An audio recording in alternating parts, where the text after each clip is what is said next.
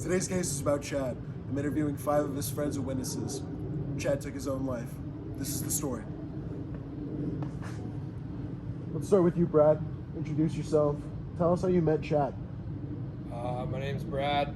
I met Chad back in 8th grade or so. We've been friends for many years now. So you were a close friend of Chad's? I was. You would consider yourself one of his best friends then? I would consider him my best friend, yes. Gotcha. Then 8th grade, and were you close with him in college through those years? Yeah, we played sports together in high school, and then moved to college, and we continued to hang out frequently. Lee, when did you first meet Chad? I first met Chad at the start of college in the aviation classes that we were taking together. I was in most of his. I'd see him almost every day, and I was helping out with homework best I could. And we started to see his interest towards the end. Interesting.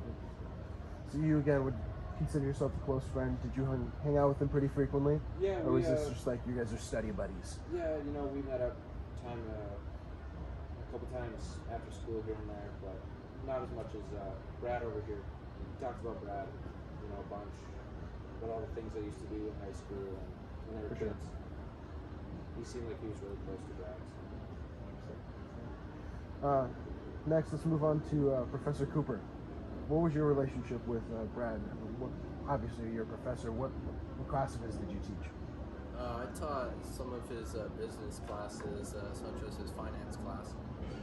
As soon as he came into that class, he was like, I saw him and I knew he was a really smart kid. Later throughout the year, I could tell, that it was going downhill. How could you tell it was going downhill? Well, let's backtrack even further. How did you even know he was a good student? How were his grades? Was he engaged in class? Did he just sit in the back? Did he not talk at all, and he just got good grades? Give me more information about his academic career. So in the beginning, we were in our finance class, and it was a pretty sizable class, the business major and everything. And doing his finances, he excelled in the very beginning. Could tell that I could tell that when he was sitting in the back, people were talking to him. He was able to still get good grades, but then towards the middle of the year, he maintained his attendance pretty well, but he had bags under his eyes. He was falling asleep in class.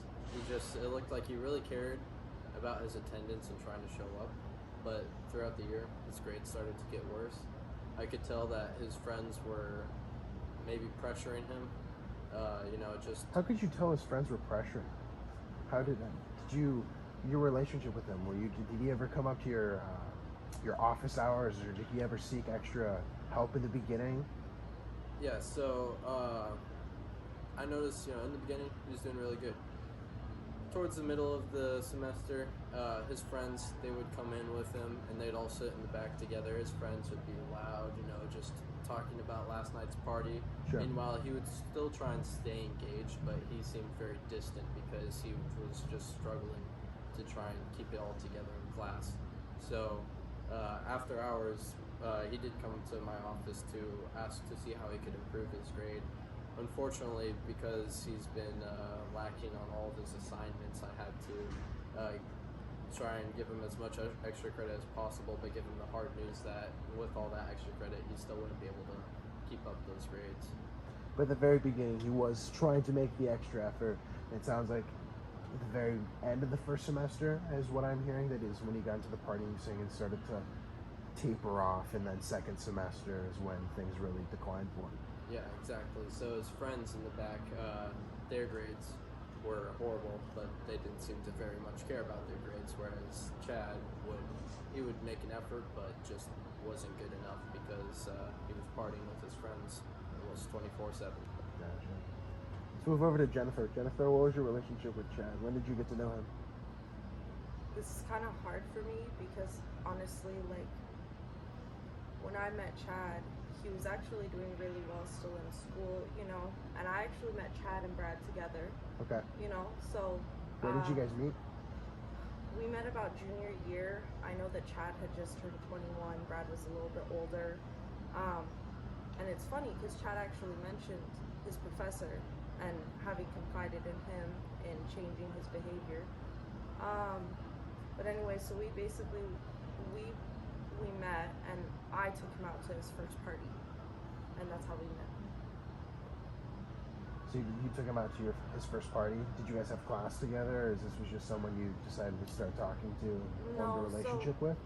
No, so he was in Scottsdale, and I guess him and his friend were basically waiting in line. Sure. And I had been in the scene for a little while. I knew some of the promoters, so we would get tables at the clubs. And Gotcha. honestly, like his friend Brad, it wasn't even Chad, like had such great energy. Mm-hmm.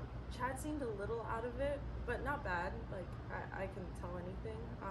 But I invited them in, and we just got to partying. And I mean, 3 weekends in, I really never saw Brad again. I don't know what happened. Chad went ahead and said that it was Brad's fault, but who knows? That Brad never showed up? Yeah.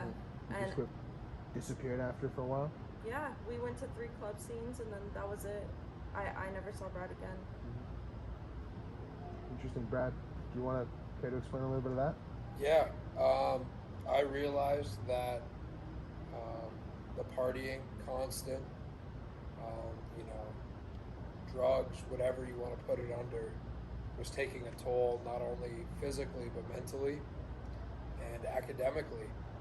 And So you yourself were a user? yes, I was. But alcohol, right? Yeah. You didn't do what Chad had done. No, I was strictly alcohol, I experimented, I had a little fun, but, at the end of the day, it was just, there was a lot of drinking involved, and, That's just what the clubbing scene was like? right, a lot of drinking, there was drugs out there, but me personally, I didn't want to get into it. I realized after a minute that I wanted to fix me and my academics, and I realized that school is important, and how you did affected things. So I changed. So you had a change in heart? Yep, I did, and What caused the change in heart? Why'd you do that? What? Like Professor Cooper said, I was in class, and I also went up to him, and I realized that my academics weren't there, and with the career I was choosing, it just wasn't a fit. I needed to fix myself. I needed to get straight. Were you aviation or business? I was in the business factor. I was in the business. Me and Lee never really hung out. I knew of him. Yeah. Chad spoke of him, but we never really got together. But I realized that my schooling was important, and I needed to fix it. I laid back on the drinking. I got help. ASU's got helpful resources that we went to, or that I went to. Forgive me. And I reached out to others, my family, my friends, other people that were on the right path, and I decided to change. Yeah, I always tell the students that ASU's resources, they have tutors. Professors always have the office hours. Just gotta know how to use them and where to use them. And Professor Cooper helped me out a lot with that. After the change, I started studying more. I didn't quit drinking, but I laid back. I focused my A little bit more goals. responsible. I became more responsible, and I changed. Lee, when did you start to notice a change in his behavior? A little while in, end of the first semester, started to get bad. When he started talking about Brad, there was just drinking, but it elevated from there. And Did you guys stop studying together last towards the end of the semester? Yeah, we kind of drifted apart, and I could tell that he just wasn't motivated. His mind was somewhere else. It wasn't on aviation, and So you guys still occasionally did hang out or try to study at least? yeah, we'd always sat by each other, worked together in class. Okay. But later in the school year, it started to to fade out, and we just started to drift apart. Did you ever talk to him about any of that, or did he ever open up to you about? Did he ever like, oh, tell you stories? You know, not specific details, but you know, I could put the pieces together that he was coming to class, hungover, you know, their bags, and you know, he was falling asleep, you know, like I said. And I had recommended some of the services and helpful things that ASU has to offer, like tutors and talking to the professor here. And you know, he just didn't take them up like he should have. And I feel like if he did, we really would have helped him. Professor Cooper, did you have any other resources that you offered Chad? Did he ever come to you about those things, or did you have to insinuate as well?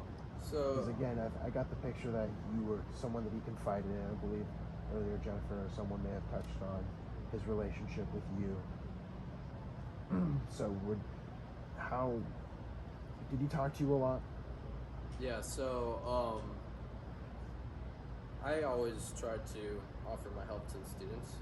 It's their decision to take that up or not. I can't force them to change the grade or any of that. I offer them help, or not so much help, but office hours.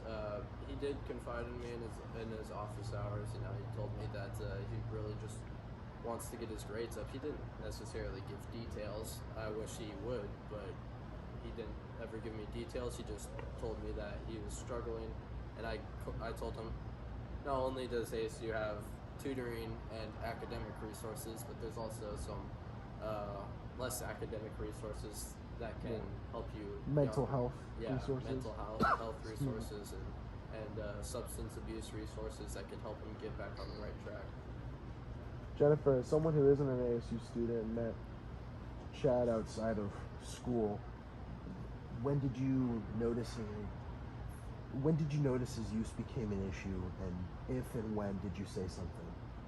So, actually, it's weird because Brad actually reached out to me about a month later. So, although I hadn't seen Brad, he basically went ahead and sent me like an anonymous ping for an AA group. Sure. I thought nothing of it at first, but I was in a low point in life. You know, I lived every night for the party. Yeah. And I noticed that Chad started to come even weekdays, and knowing he had school the next day or class or whatever it may be, like I had no idea. But basically Brad reached out and was like, hey look, like, and although I never partook in the drugs, I had warned both of them, and I know that Brad was good about this, but Chad wasn't. So Brad reached out to me and was like, hey, like, please keep him away from certain people, like do this, do that. And then I didn't respond because I was honestly hurt that he hadn't showed back up, especially when I invited him in, you know, did all that. Yeah, you do And him then, favors, why would he not show up and just ghost you? Well, exactly. And so, but you know, I was in the party scene at that time. And then Brad, I want to say about a week or 2 weeks later, he went ahead and sent me a ping for an AA group. And that week I had literally fallen asleep behind the wheel. And I wasn't driving at the time, but who knows, I could have been, right? So I had just gotten into my car and I just fell asleep. And kid you not 24 hours later, he had texted me about this AA group. I didn't go that time. I ended up going the week later. I didn't club for an entire week, which was really abnormal. Chad kept hitting me up, asking me if I knew where this one person was, which I knew was bad news, and I was staying away at that point. So I went ahead and went to the group, and I noticed at that point, I feel like it was when I stopped going and Chad kept going, I was his only point of contact. Like, I was like, that's kind of weird. So Chad was going, you said? Yeah, and I wasn't, and neither was Brad. So, you know, like you would think that if someone was gonna go clubbing, they want their friends around them. Yeah. Unless they're doing something wrong. Yeah. And that was not like Chad. You know, back in high school, we always hung out. You know, had parties at houses, and you know, me and Chad did everything together. So from your moment, you're falling asleep behind the wheel. That was your aha moment, and then just for whatever reason, Brad decided to send you that anonymous ping. That was your moment. That was your. I mean, yeah, Your I aha, had literally left Chad and a few other friends in the club still partying at 3 a.m. past closing time. You know, they're not still serving drinks and stuff like that, but You're just there to there. Well, it's a different environment. You have to remember that. We're not with just the clubbers that are on the dance floor. You're Sure. with promoters at that point. And that's where I messed up with Chad is like, you know, he had just turned 21, he doesn't know anything, he hadn't even gone to his first bar, and then you introduce him to something like that. And that's just, I feel like it's very enticing for someone who doesn't understand how quick it is to get involved. And although I was able to stay away from the drugs, and so was Brad, you know, like, but I had talked to both of them. I think he took it to heart, whereas Chad kind of was like, I feel like Shrugged it off Chad his could shoulder. conquer anything in his life. I feel like even if he felt, even if he went to class and never studied, he could pass the test, you know, Sure. and he would brag in the club. So, but with Brad, I could kind of tell that school was too much to be able to do this type of clubbing. So when I saw Chad going in on like Mondays and Wednesdays, or like, That's when you said something. well, yeah, I had told him he should go to a group. And he was the one who told me about a group, and I didn't know it. I thought he was going to it, but actually it was one in my area. And so as soon as you started going, that's when you stopped the clubbing scene? Or did you continue to go? And well, actually, I eased went off? 2 more weekends, and I saw Brad both. Not Brad, sorry, Chad. And I spoke to Brad after the second time, and I basically was like, it's too much. I saw Chad doing things like, you know, it can take over. It goes from drinking to smoking to then other things to keep you up until 3 a.m. leads down And the whereas path. anybody else is gonna go home by midnight. Yeah. He couldn't. He was still wired, and this is when, like, I told him, like, come to my car, please. Like, he had taken his own car, so I was worried for him.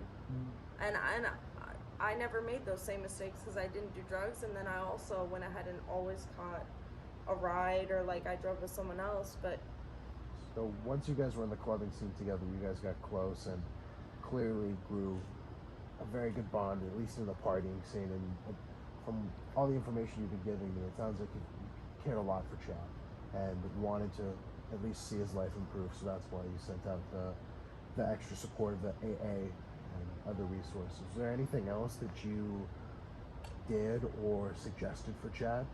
so, like, I want to say about a month in, he was getting really dark in his mental state. He mentioned his girlfriend and stuff like that. So, and I had an incident previous, so I went ahead and basically... Incident regarding what? I had an incident with a previous partner where it was domestic violence related, or even emotional violence. You know, it all blends. Sure. And so I went ahead and just basically provided him resources into furthering that and getting help with that, because I felt like a lot of his use was numbing academic failures, but also it was almost like relational. She was controlling him. And so the nights he would go out would be the night she would go back home. Any night she would stay with him, he'd stay in. And although clubbing's bad, like, it was almost like she was very That was his toxic for him. free time. It was his comfort space. It sounds like the picture you're painting is the home life is really bad. And before we even divulge in that, I understand that Professor Cooper has some previous teaching arrangements to V2. Yes, Professor I do. Cooper, I'd like to thank you very much for your time here. We'll excuse you now. Yeah, no, thank you. Thank you, Professor. Thank you. Nice to meet you.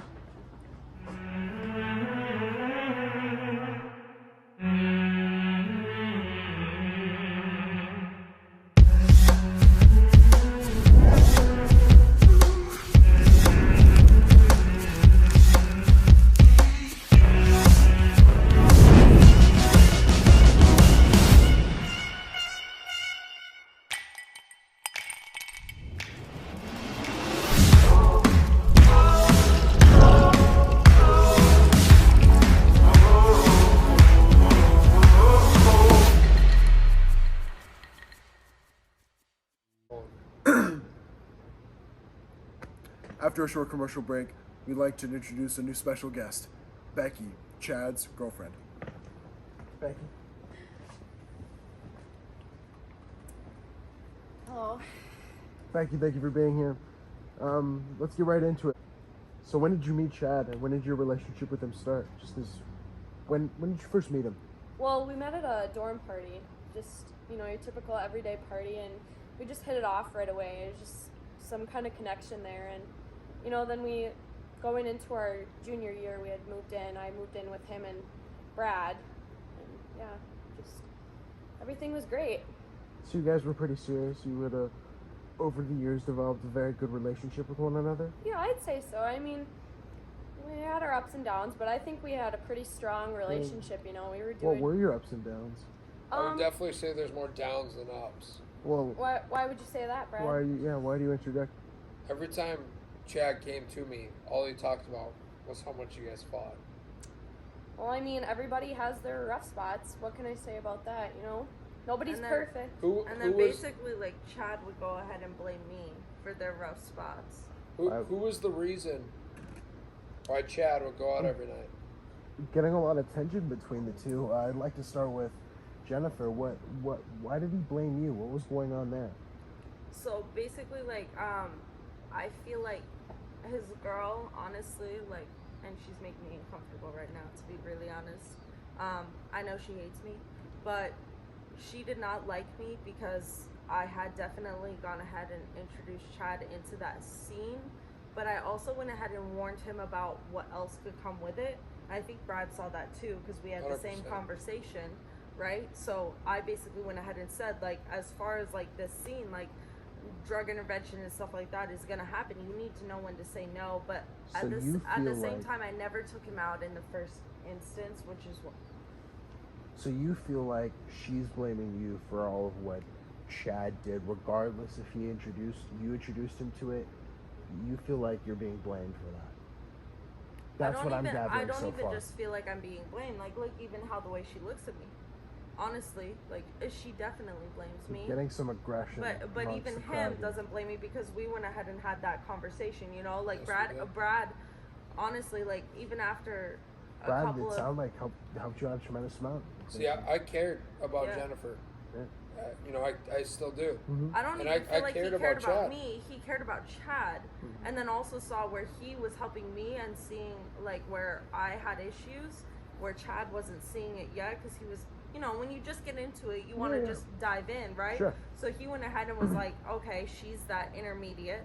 She needs to be the one to see like there's a problem, and then maybe Chad will see because she was that introduction period.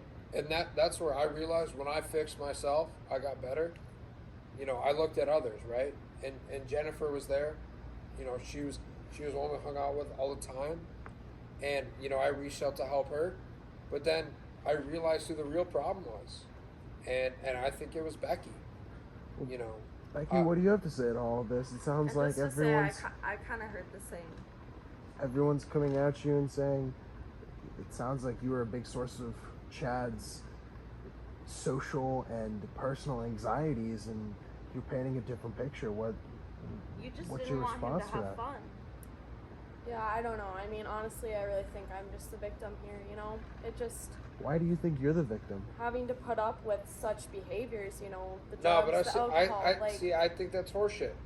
I think you started. You were the reason all of this started.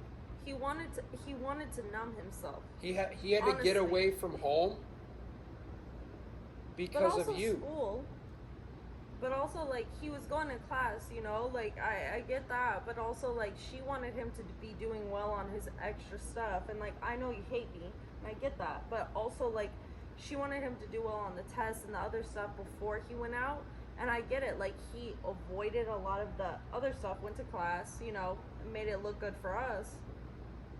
But emotionally she wasn't good for him, but also like she was trying to get him to like switch her life, but also by controlling, you know, like. But like, and that's think where, about like, it. Think about us- it. If you went home every night, would you want to go home if everything you went home to was toxic? No. If you I'm can't- gonna stop you there.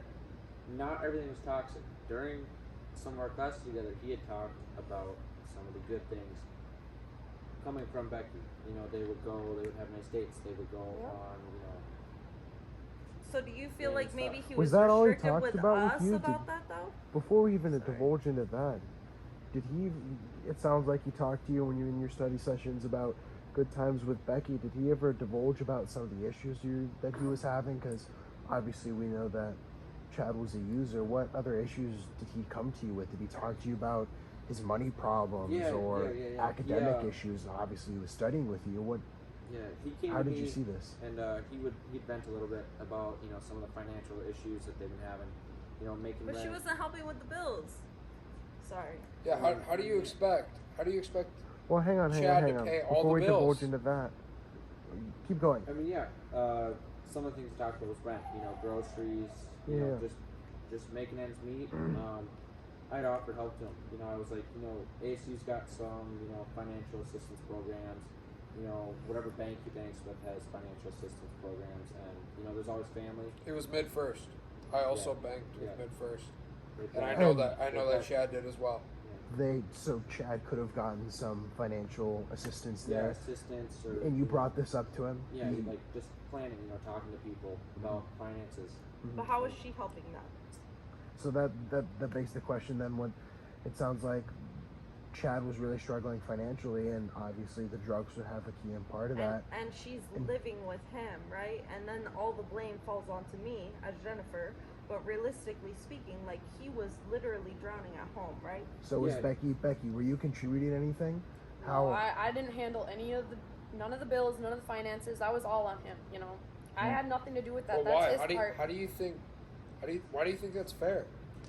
Why do you think I do my Chad part, is and supposed to do that? he can do his part. That's what I think. Don't you think that puts some stress on him though?